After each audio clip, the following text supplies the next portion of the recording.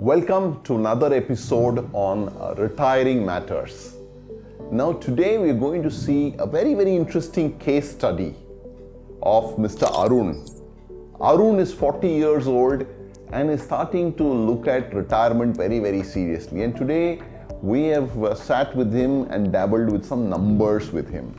Now Arun is not new to stock markets. He's a reasonably well seasoned person, and since he has a 20-year timeline, we are assuming that between equity and debt he will invest 60% of his monthly investments into equity and 40% is for debt.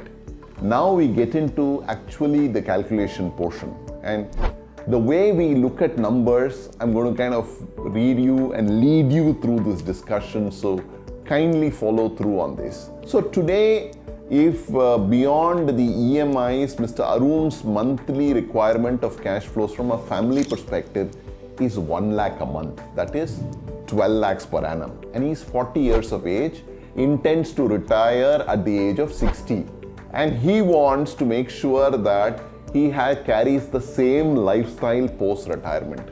What that means is between now and the age of 60, if one were to apply the same 5% inflation rate, the number that he is actually needs to have to spend when he is 61 years is 31 lakhs. So that's really a big number as compared to the 12 lakhs that he is kind of spending today. But that's reality, my friend. 31 lakhs is the number that he will need to provide when he is actually 60 years. Now, post-retirement, we are assuming that Mr. Arun will not be dabbling in the stock market and therefore get a high return. So from an estimation point of view, what we have assumed is he will continue to earn a much lower rate of return. Purely from an estimation perspective, we have assumed that number to be 7. And we have also assumed the same inflation of 5% continues in the long term. We have assumed also that he will live to a ripe age of 85 years, which is 25 years after he retires, the money needs to be available to him. Now, as any other 40-year-old person who's been working in the corporate world, Mr. Arun will already have saved up some money. It could be in the form of PF, it could be in the form of some investments, FDs, and so on and so forth. In the current case, we've assumed that number to be 80 lakhs.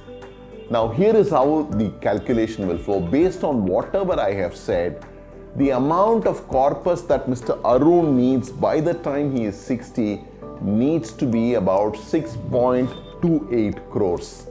Yes, my friend, that's a lot of money that one needs to have closer to their retirement to live the same lifestyle. Now, out of 6.28 crores, because he already has 80 lakhs in his savings, and that is likely to continue to earn, say at the rate of about 7%, that is almost going to give him another 3 crores plus by the time he reaches 60, which is in the next 20 years, 80 lakhs at 7% will move up to almost about 3 crores, leaving a difference of another 3 crores that he needs to provide for himself. Yes, that's really the work that he will need to do between his age of 40 and 60. How does he create a new corpus of 3 crores so that he can live a happy retired life? Now, to do that, if he were investing 60% of his money in equity, yielding a 12% return, and 40% in a debt investment yielding 7%, overall the average works out to a 10% return. So over the next 20 years, if he got a 10% return on whatever he invested in, he will need to invest about 40,000 rupees every month. And that's what these numbers kind of reveal. Now, based on this overall calculation, assuming he put aside 40,000 rupees, he will get a cash flow of about 6 crores plus by the time he actually retires. I want you to take a look at this cash flow, post-retirement cash flow, and this is very startling, my friend, because unless we see what kind of actual expenses are going to be incurred by us after 20 years, the seriousness of retirement planning doesn't fall in place at all. If you notice, what we are spending at 12 lakhs today, by the time we are at about 75 years, goes to almost 60 plus lakhs. Almost 5 times that amount, and it's reality. We've seen this happen with our fathers and grandfathers. Nothing different when it happens to us. So that's the way this cash flow happens. To the age of 85, this cash flow provides one a certain amount of monthly expenses that can be fulfilled based on this kind of a retirement plan.